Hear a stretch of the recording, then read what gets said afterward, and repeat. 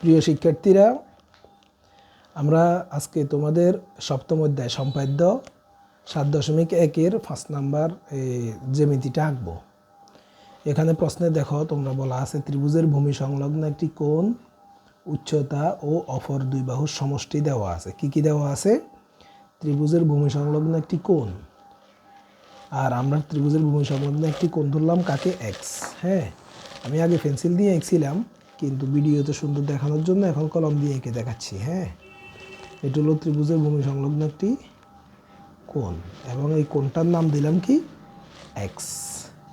ভূমি সংলগ্ন একটি কোণ এক্স, এই কোণটার নাম হলো এক্স। ঠিক আছে। আর উচ্চতা, হ্যাঁ, উচ্চতাকে আমরা সাধারণত এইচ ধরি, কিন্তু তোমরা অন্য কিছু ধরলেও কোনো অসুবিধা নেই, যেহেতু এখানে বলা নেই। এই উচ্চতা, ত্রিভুজ এবং অপর দুই বাহুর সমষ্টি, এদের নাম দেওয়া নেই, কিন্তু অনেক সময় সৃজনশীল প্রশ্নে নাম দিতে হয়, নাম দেওয়া থাকে।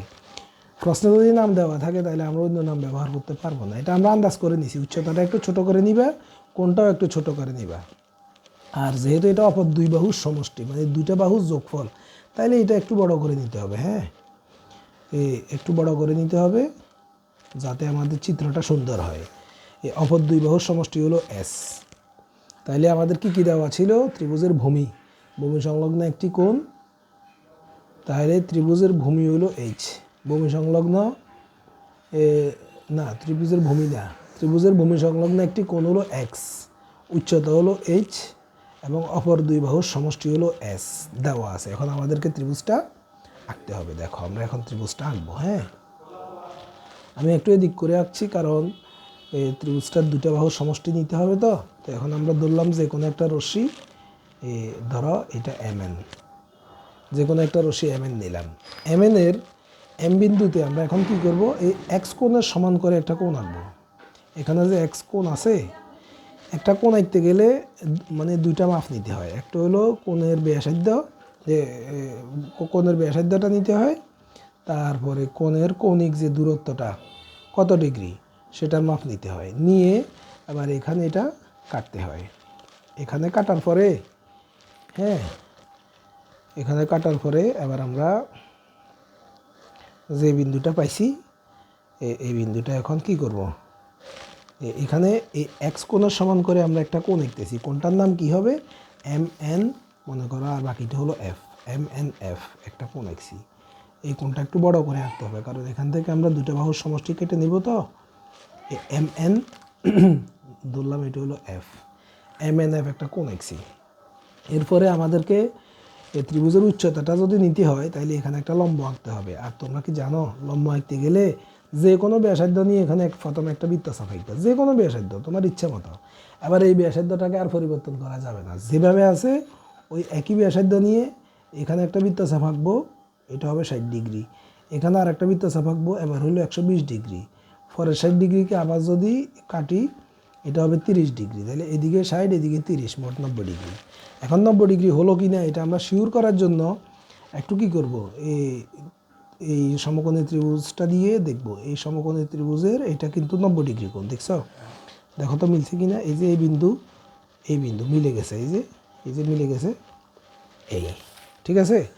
এবার আমরা কি করছি, এখন যে কাজটা করছি সেটা হলো এম বিন্দুতে এম এল লম্ব আঁকছি। কি আঁকছি?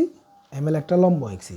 এবার এম এল লম্ব থেকে এই যে এইচ, এটা কিন্তু আমাদের ত্রিভুজের উচ্চতা, এইচের সমান ব্যাসার্ধ নিছি, নিয়ে এম এল হতে একটা বিন্দু এখানে কেটে নিব, মনে করে এটা হলো ফি। এম এল হতে এইচের সমান করে এমপি কাটি। এবার ফি বিন্দুতে আমাদেরকে আবার পুনরায় একটা লম্ব আঁকতে হবে, যাতে করে এই রেখাটা এম এন এর সমান্তরাল হয়। হ্যাঁ, এম এন এর সমান্তরাল হতে হবে। তাহলে এখানে লম্ব আঁকতে গেলে আবার আগের মতো যে কোনো একটা ব্যাসার্ধ নিয়ে, আর ব্যাসার্ধটাকে আমরা পরিবর্তন করব না, পরিবর্তন না করে একই ব্যাসার্ধ নিয়ে মোট 5টা বৃত্তচাপ আঁকতে হয়। এই বৃত্তচাপগুলো আঁকার পরে এখানে 90 ডিগ্রি একটা কোণ উৎপন্ন হয়, আর একটি সরল রেখার উপর 90 ডিগ্রি কোণ আঁকলে যে অন্য আর একটা সরল রেখা, এটা একটা সরল রেখা আর একটা সরল রেখার উপরে লম্ব উৎপন্ন করে। হ্যাঁ, এই যে দেখো।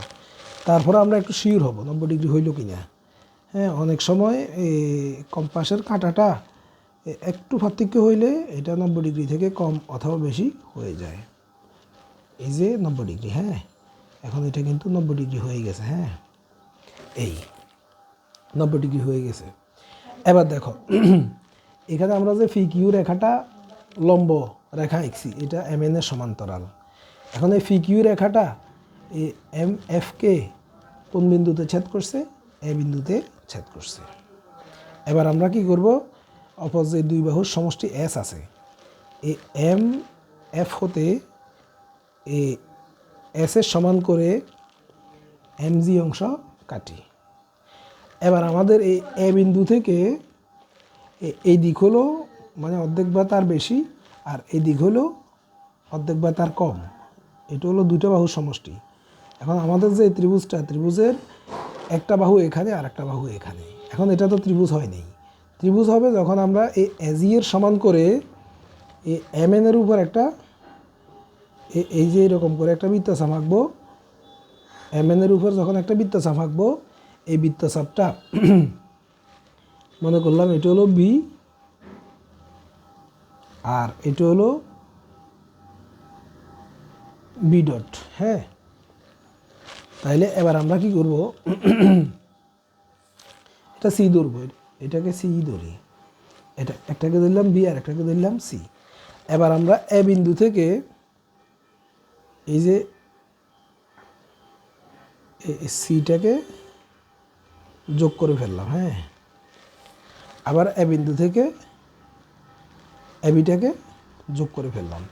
তাহলে আমাদের যে ত্রিভুজটা উৎপন্ন হলো এটা হলো এম এ বি অথবা এম এ সি। তাহলে এম এ বি এটাও আমাদের কাঙ্ক্ষিত ত্রিভুজ হতে পারে, এম এ সি এটাও কাঙ্ক্ষিত ত্রিভুজ হতে পারে। কিভাবে? দেখো, আমরা যদি এম এ সিটাকে ত্রিভুজ মনে করি, তাহলে কি হইল? এই ত্রিভুজের ভূমি সংলগ্ন একটা কোণ এক্স, এই কোণটা হলো এক্স, হ্যাঁ। ভূমি সংলগ্ন এই কোণটা হলো এক্স, এই কোণটা আমি স্পষ্ট করে দিই। এটা কলমের লেখার মধ্যে পেন্সিলের লেখাটা ধরা যাচ্ছে না। এটা হলো এক্স কোণের সমান, হ্যাঁ, এটা হলো এক্স কোণের সমান। এটা হলো ভূমি সংলগ্ন একটি ত্রিভুজ। আর অপর দুইটা বাহুর সমষ্টি এম এবং এ বি, এই দুটো বাহুর সমষ্টি এম জি এর সমান। আবার যদি ত্রিভুজ এম এ সি ধরি, তাহলে এম এ সি ত্রিভুজের ভূমি সংলগ্ন একটি কোণ এক্স, আর অপর দুই বাহুর সমষ্টি একটা হলো এম এ আর একটা হলো এসি। এসিটা আর এমটা মিলে এস এর সমান হয়েছে।